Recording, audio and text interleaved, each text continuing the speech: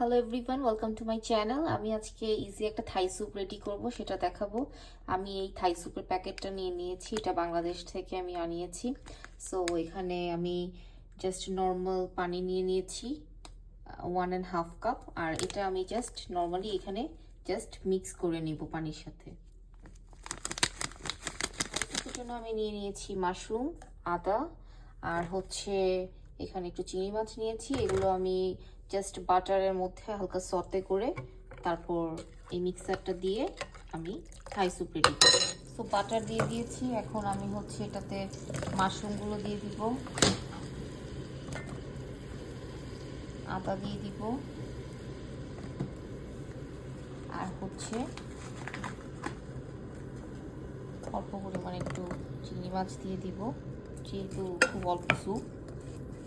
So এগুলো একটু আমি সতে করে নিব,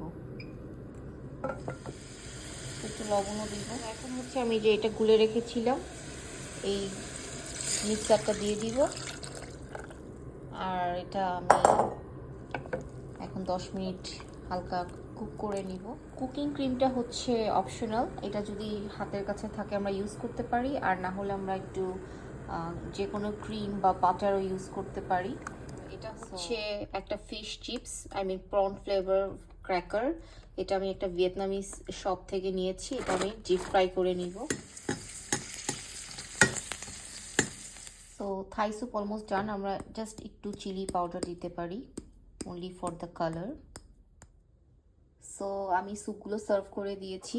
এই হচ্ছে আমাদের Thai soup, easy Thai soup, আর এটা হচ্ছে prawn chips. So that's it. So thank you so much for watching my cooking blog.